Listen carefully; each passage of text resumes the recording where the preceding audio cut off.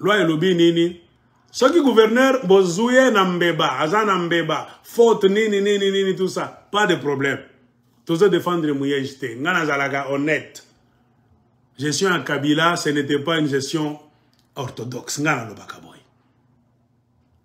soki boyini Mouyej soki ayibi aibaki bolingi bo ouvrir procès bo démettre de ses fonctions ngana za ko défendre biloko wana te bo sala yango selon la loi des soucis na biso Congo anezo kufa parce que bino batu boza na pouvoir surtout bakasayan bazalaka na habitude wana ya lukuta mimi nasema buko vyango na mwe bakasai ni bongo shako mipita kama kuko bantu beko na bongo ni bakasai njo erreur ile kasana pendaka akulande wikale kimya kama uko mkalamushi munakosana nai c'est pourquoi basi ba kotisi bana na bangwe belé na erreur ya histoire ngwe kasa njeb sa gibiso na vidéo moko boy tozalaka bien accueillant biso bakasayen baluba tozalaka na esprit d'équipe entre nous mais des fois na biso lokuta boto na ngwe kasa nje tozana lokuta moko moyen te moi j'ai expérimenté ça histoire ya Katanga kasayen ko raconter histoire ya Katanga conflit Katanga kasayen ah okoyina bakatange nous avons dit bas la terre tout quoi kotokoya ko restaurer histoire c'est comme ça gouverneur Aibaki Mouyej asala kiboye pas de problème faites les choses selon la loi et cette même loi ezo ebisa biso nini ce qui Mouyej accueilli automatiquement na vis naye il faut akende selon la loi. Ce que le gouverneur accueille moko gentiment, automatiquement na vis naye akokende gentiment. Ce que le gouverneur a koufi, vis naye akokende gentiment. Ce que le gouverneur peut démettre de ses fonctions parce que ça la kimbeba pas kala songolo. Na vis naye sorti, fini. Loi et lobby nini. Il faut mutumoko azala abanda kosala intérim. Parce que na pouvoir ba toléraka vide te. Lokola Fifi Masuka azala ki kosala intérim, pas de problème. Au lieu à kende boye peut-être kosala et créer un problème. Asala intérim. Intérim basala kayango pendant combien de temps? La Bible du gouvernorat et politique à Congo lobby 3 mois, 90 jours. 90 jours na français à français. Après 90 jours, ce qui bomoni qui est gouverneur wana a kozonga lisusu te parce que moko alingi kozonga te parce que a koufi a comme handicapé, a malfaiteur, a un problème na tribunal, bo démettre de ses fonctions, n'importe quoi peut arriver. Bobo sanate. Avant 90 jours et si là, ce qui bino bato a pouvoir na Kinshasa. Bomoni que Mouyej est irrétournable au loi là-bas. Pas de problème. Bossala Noki, dans 90 jours, bo organiser élection Moussoussou. Pour que candidat Moussoussou, Azoua, chaise ya gouverneur, yepe, aya, na master na ya mobile ou bien à moi si, oya kozala, vice-gouverneur. Nde loi. Bino boyini Mouyej. Bolingi Mouyej te. Mais Bolingi Fifi Masuka comment? Comprenez? Parce que Fifi Masuka nde a mis pesi. Abimisi na sous-vêtement na ye, na soutien na ye, na lo alaba nyonso mutaka la na famille wa Tshisekedi bozo abiso. Comprenez pourquoi Balingi Fifi Masuka. Na ba chef coutumier ba bandi ko kufa na lo alaba. C'est le commencement du scandale. Bokomona ma obo si bomoni te. Bokomona ma obo mona nanote. Famille Tshisekedi ya ba scandale. Bokomona. Eko bima na série ya ba scandale. Tokokota na comédie. Eko zala ba scando. C'est ça. Tout est clair. Mutema mabe. Oya liboso abiso ba sayambo. oyebisa biso ke Tshilombo c'est un démocrate, vision du chef de l'État, escroc, wana, vision nini. C'est que bon monde qui a Fifi Masuka ko gagner élection, bon organiser élection. C'est que ba ko voter yé. Bino wa démocrate. Hein? Ba prendre le laba en otage. Ba to lo laba na ba Katangé nyonso ya grand Katanga baza fâché. Tango boza ko sala injustice devant les Katangé. Boza ko lobate eza mabe. Biso tozo tuna bino.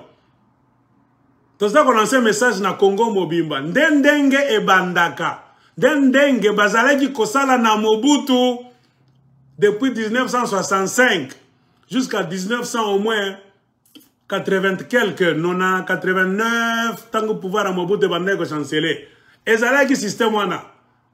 Mobutu na Bakasayan, ils ont fait souffrir les Katangé. Lokola bazo sala lelo. Bakatangé na province na bango, na ba ville na bango, na ba village na bango, ba usine, ba bureau, misale eza na province ya bakoko na bango. Bakatangé bazalaki lokola ba étranger na mabele na bango. Bakasayan bazalaki kozwa biloko nyonso na ba école. Kaka bana na bango, na misala na bureau, kaka Bakasayan, train zalaki kokende na Mbujimai na Kananga. Komema Bakasayan. Bamsu bazalaki kobimba na Kinshasa. Baza ko engagé bango au téléphone. Yo Katangé na mboka na yo na province ya bakoko na yo okotelema na mulongo na lettre de demande d'emploi à la Jekamil. Bako sabino date tel. Boko kende kona na bureau batebele basi batelemi yo na mulongo. Bokei boti kuna okozwa musala te. Mechibanda Kabengele hein? Kalonji, Lukusa, qui vient de Mbujimai et de Kananga. L'autre vient de Kinshasa. Akoya kozwa poste wana. Botu nangai. Est-ce que basi va se corriger? Te. Bazo salango na lelo. Tshilombo aza président la présidence. Ba engagement e belé na Katanga, le grand Katanga. Ezonge le système na bango ana ya kala ya Mobutu.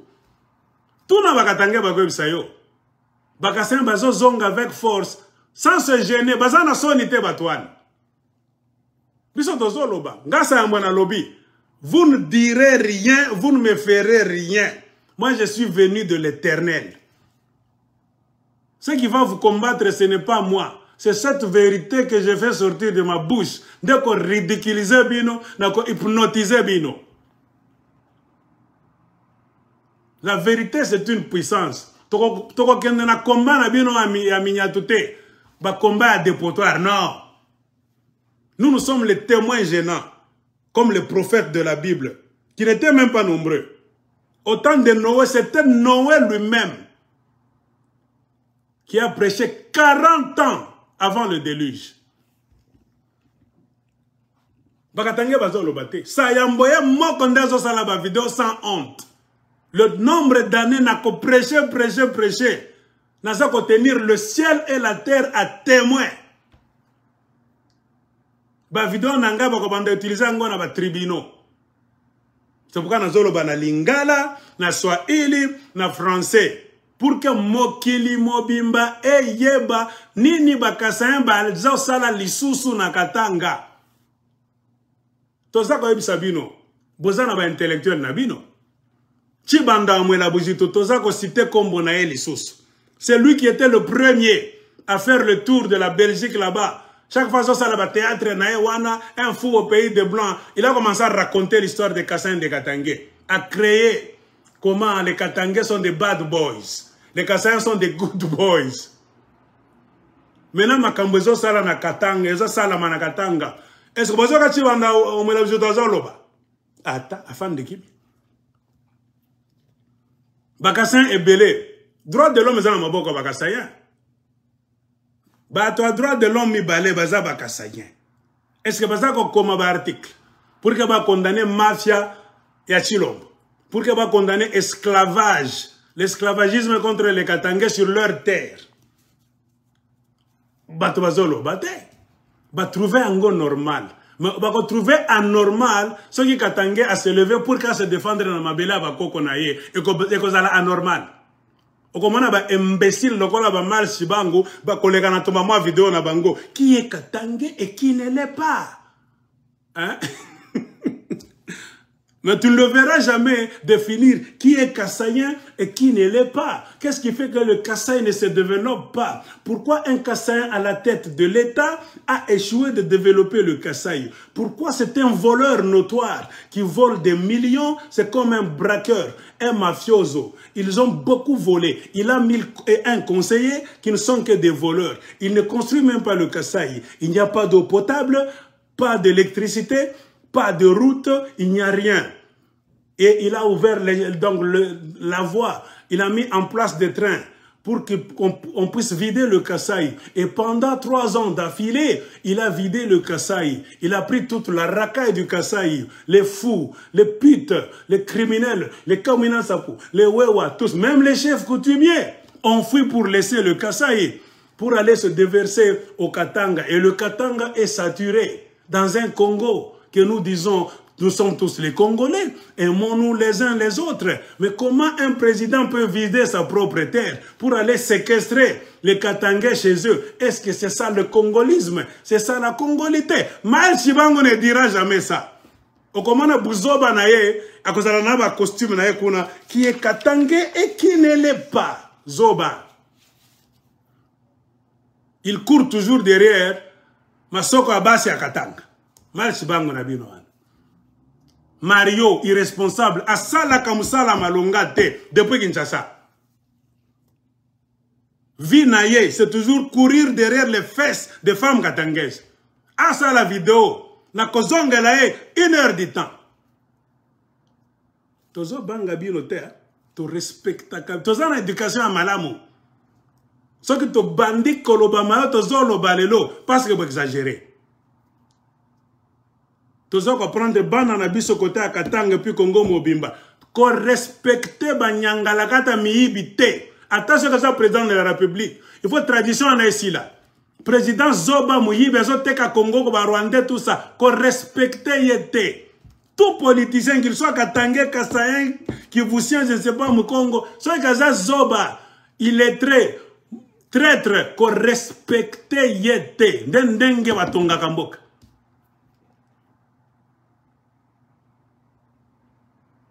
Marchi Bango est là.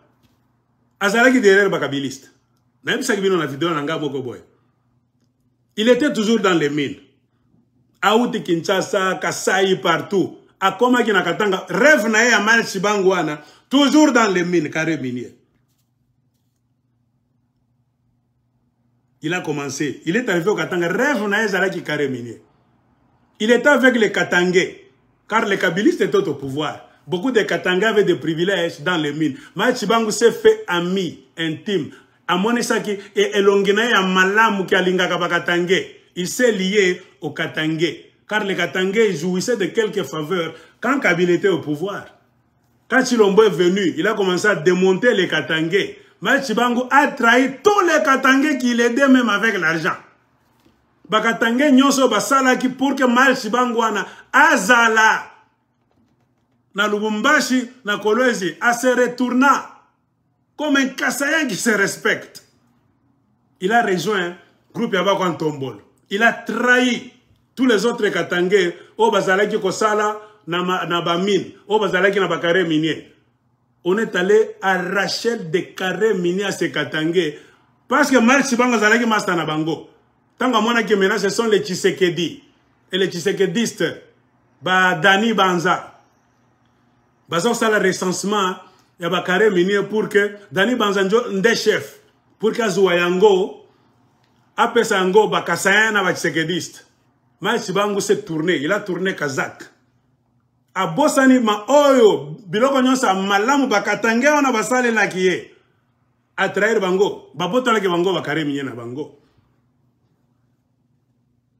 Et maintenant, il commence à prêcher le kassayanisme. Qui est kassayen et qui ne l'est pas au Katanga. Le Katanga doit se développer. Le Katanga, quand quelqu'un voit le Katanga, il voit le cobalt, le cuivre, le développement. Kasai akonamari. Zoba. Awana zoloba. Azana mutu kamoko malamu. Je ne sais pas, Porsche, hein? Cayenne. Azana Cayenne. Porsche Cayenne. Mas Chibango Azana Mutuka. Il a l'argent, il fait quoi dans la vie? Tommy Tuna. Mas Chibango, il fait quoi dans la vie pour acheter un véhicule si cher? Tommy Tuna. Parce que les jours où le gouvernement a bien la mafia et kokwea, ceux qui sont congolais, ils ont la chance, surtout quand Katanga, nous ne craignons que Dieu. À tout à Myongo, pour moi, et puis moi, je suis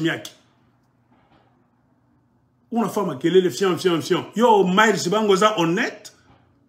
Moutoukana wana est très cher. Ozana yango. Osalaka business nini. Ozana msala nini. À part piller, voler dans les minerais de Katangé. Les Katangais deviennent esclaves chez vous. Vous voulez définir le Katanga, c'est quoi? Qui est Katangé au Katanga? Vous laissez vos terres là-bas, Bazoba. Barwande, Bazo Sala, Baplan, Bazo Akasai. Ngara Bumba Fab.